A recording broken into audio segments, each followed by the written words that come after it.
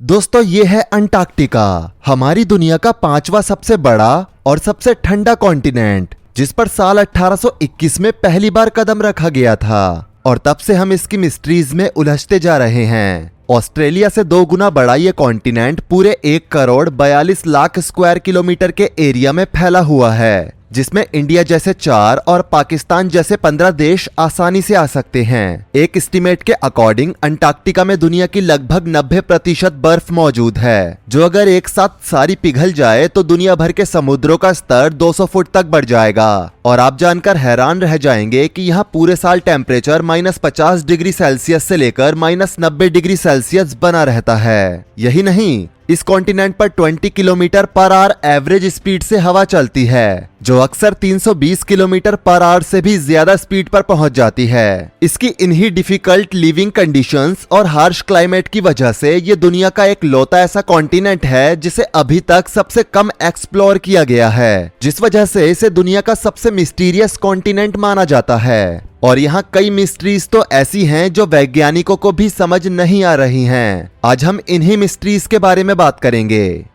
Pyramids इन Antarctica. दोस्तों, geologist हमेशा से ये मानते आए हैं कि अंटार्कटिका में इतनी सख्त परिस्थितियां हैं कि यहाँ कोई भी प्राचीन सभ्यता कभी बसी ही नहीं होगी। लेकिन साल 2016 में अंटार्कटिका के ऊपर से गुजर रही एक सैटेलाइट ने एक ऐसी फोटो को कैप्चर किया जिसे देखकर सभी साइंटिस्ट हैरान रह गए। इस फोटो में चारों ओर बर्फ से घिरी इस जगह से पिरामिड जैसी संरचनाओं को उभरते हुए देखा गया। ये संरचनाएं बिल्कुल इजिप्ट में मौजूद पिरामिड्स जैसी ही दिखती हैं और इसकी हर एक साइड 2 किलोमीटर तक लंबी है। कुछ साइंटिस्ट का मानना है कि ये किसी भी तरह से कोई नेचुरल फॉर्मेशन नहीं है, बल्कि इसे किसी सिविलाइजेशन के हाथों बनाया गया है। लेकिन अगर हम मान लें कि ये संरचना किसी सिविलाइजेशन के हाथों बनाई गई थी, तो ये जानकर हमारे माइंड में कई तरह के सवाल उठते हैं, जैसे कि वो लोग कौन थे और इतने हार्श टेम्परेचर में उन्होंने इतनी बड़ी संरचना को कैसे खड़ा किया। जियोलॉजिस्ट की माने तो आज से लाखों साल पहले भी अंटार्कटिका में ऐसे ही बर्फ हुआ करती थी, जिसमें जिंदगी की उम्मीद ना के बराबर थी। लेकिन साल 2017 में जर्मन जियोलॉजिस्ट की एक टीम ने यह पता करने के लिए कि लाखों साल पहले अंटार्कटिका का क्लाइमेट कैसा हुआ करता था,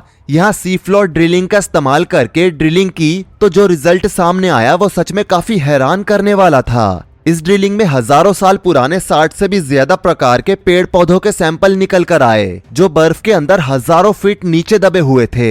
ये ठीक वैसे ही पेड़ पौधे थे जैसे किसी रेन फॉरेस्ट में पाए जाते हैं। साइंटिस्ट के अकॉर्डिंग लास्ट आइस एज के दौरान, यानी आज से करीब 11,000 साल पहले अंटार्कटिका बर्फ से ढका हुआ नहीं था, बल्कि कुछ इलाके ऐसे भी थे जहां जंगल पाए जाते थे और तब यहां जिंदगी का होना पॉसिबल हुआ करता था। लेकिन इस फोटो में दिखने वाला ये स्ट्रक्चर सच में पिरामिड है या नहीं, ये आज भी शोध का विषय है। लेकिन एक बात तो साफ हो गई कि किसी दौर में अंटार्कटिका भी हरा भरा हुआ करता था और यहाँ भी लाइफ एग्जिस्ट किया करती थी।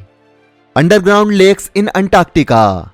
दोस्तों, वैसे तो अंटार्कटिका में बर्फ की मोटी परतों के नीचे कुछ भी इमेजिन करना काफी मुश्किल है, लेकिन इसके बावजूद भी साइंटिस्ट ने यहाँ कई अंडरग्राउंड लेक्स डिस्कवर की हैं। साल 1970 में रेडार्स की मदद से अंटार्कटिका के नीचे पहली लेक डिस्कवर की गई थी और तब से लेकर अब तक साइंटिस्ट यहाँ 400 से भी ज्यादा लेक्स डिस्कवर कर चुके हैं, जो बीते हजारों सालों से बर्फ के नीचे हाई प्रेशर की वजह से अभी तक फ्रीज नहीं हुई है। इनमें सबसे बड़ी लेक है वोस्टॉक, जिसे साल 1996 में रशिया के वैज्ञानिकों ने डिस्कवर किया था। ये अंटार्कटिका की सबसे बड़ी लेक होने के साथ साथ वॉल्यूम के हिसाब से दुनिया की तीसरी सबसे बड़ी लेक है। बर्फ से 3.5 किलोमीटर नीचे मौजूद इस लेक से जब साइंटिस्ट ने सैंपल्स लिए तो पता चला कि इसके पानी का टेम्परेचर -3 डिग्री सेल्सियस होने के बावजूद भी फ्रीज नहीं था और ये लेक पिछले 2 करोड़ सालों से बर्फ के नीचे मौजूद है। अंटार्कटिका की एक और लेक विलन्स में साल 2014 में साइंटिस्ट को ऐसे माइक्रो ऑर्गेनिज्म मिले जो पूरी दुनिया में कहीं और नहीं पाए जाते।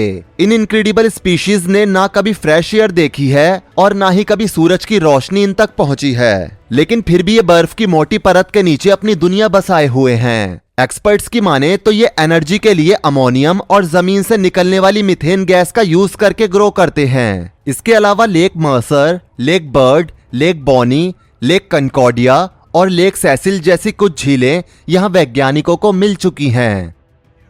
माउंट एराबस।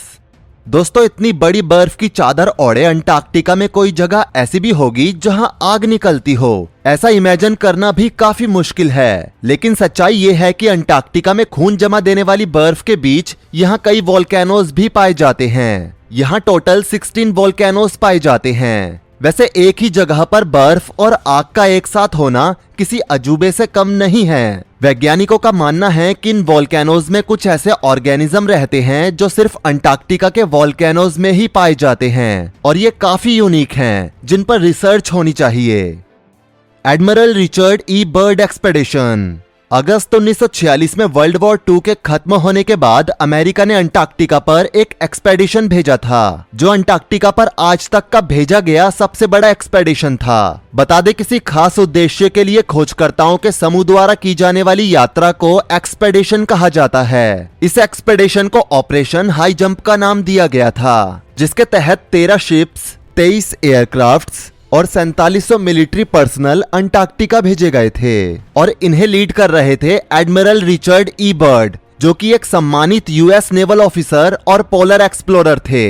अमेरिका द्वारा अंटार्कटिका पर इतने बड़े एक्सपेडिशन को भेजने का मकसद न केवल अंटार्कटिका को एक्सप्लोर करना था, बल्कि इसका मेन मकसद वहां मौजूद मिलिट्री बेसिस का भी पता लगाना था। असल में अमेरिका को जर्मनी के इनफेमस चांसलर और नाजी सेना के हेड एडोल्फ हिटलर के अंटार्कटिका में छुपे होने का शक था, क्योंकि 30 अप्रैल 1945 के दिन जब हिटलर ने खुद को गोली मारकर सुसाइड कर लिया था, तो उसी दौरान वर्ल्ड वॉर 2 में जर्मनी की हार हो गई थी। लेकिन तब हिटलर की डेथ को काफी कंट्रोवर्शियल माना गया था, क्योंकि इससे पहले भी कई बार हिटलर की मौत की खबर सामने आ चुकी थी, पर बाद में पता चलता है कि वो उसके हमशक्ल थे। और ठीक इसी तरह 30 अप्रैल 1945 के दिन भी हिटलर की मौत को कई लोगों ने गलत माना था। उन लोगों का मानना था कि सेकेंड वर्ल्ड वॉर में जर्मनी की हार तय हो चुकी थी, जिसको देखते हुए हिटलर ने जर्मनी से भाग जाना ही सही समझा। लड़ाईला ज़ाबो नाम के एक राइटर ने एक बुक लिखी थी, जिसका नाम था Nazi Antarctica exploration, Hitler escape to South America and secret bases in Antarctica. इसके अकॉर्डिंग साल 1938 में एक जर्मन एक्सपेडिशन अंटार्कटिका गया था, जिसने अंटार्कटिका में नाजियों के लिए एक सीक्रेट बेस बनाया था। और इस बुक की माने तो उस दिन हिटलर जर्मनी से भागकर अंटार्कटिका के सीक्रेट बेस में जाकर छुप गया था, और अमेरिका का ऑपरेशन हाई जंप भी हिटलर के इसी सीक्रेट नाजी बेस को ढूंढने के लिए चलाया गया था। लेकिन जब एडमिरल रिचर्ड अपने एयरक्राफ्ट में अंटार्कटिका के ऊपर से उड़ान भर रहे थे, तो वो साउथ पोल के पास से गुजरे।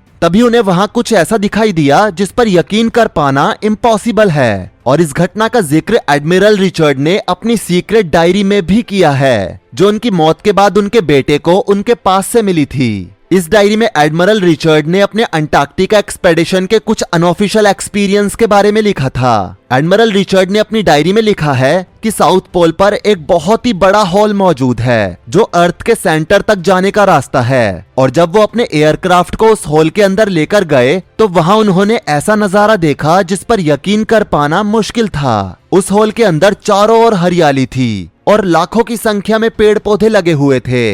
इस रास्ते पर आगे बढ़ने पर उन्हें एक चमचमाता हुआ शहर दिखाई दिया, जो क्रिस्टल से बना हुआ था। और तभी अचानक एडमिरल रिचर्ड अपने एयरक्राफ्ट का कंट्रोल खो देते हैं और उन्हें अपने चारों ओर यूएफओ जैसे आकार के ऑब्जेक्ट्स उड़ते हुए दिखाई देने लगते हैं, जो एडमिरल रिचर्ड को जमीन पर सेफ लैंड करवाते हैं। जिसके बाद उन्हें एक गुफा जैसे एरिया में ले जाया जाता है, जहां उनकी मुलाकात एक ऐसे प्राणी से होती है जिसे उन्होंने अपनी डायरी में मास्टर कहा है। मास्टर उन्हें बताता है कि यहाँ के लोग धरती पर हो रहे न्यूक्लियर वेपन्स के इस्तेमाल से काफी निराश हैं और हिरोशिमा और नागासाकी में जो हुआ वो काफी डरा देने वाला है, और उन्हें उम्मीद है कि इंसान ऐसा करना बंद कर देंगे। जिसके बाद वो एडमिरल रिचर्ड को जाने देते हैं। डायरी के अनुसार रिचर्ड अपने इस एक्सपीरियंस को बाकी लोगों के साथ शेयर करना चाहते थे, लेकिन गवर्नमेंट अथॉरिटीज उन्हें चुप रहने का ऑर्डर दे देती है। जिसके बाद साल 1957 में एडमिरल रिचर्ड की दिल की बीमारी से मौत हो जाती है। अब अगर एडमिरल रिचर्ड की डायरी में लिखी गई ये बातें सच है, तो न केवल इससे ये पता चलता है कि पृथ्वी के अंदर न केवल हमसे भी एडवांस प्राणी हैं, बल्कि वो पृथ्वी की सरफेस पर होने वाली सभी घटनाओं पर भी नजर रखे हुए हैं।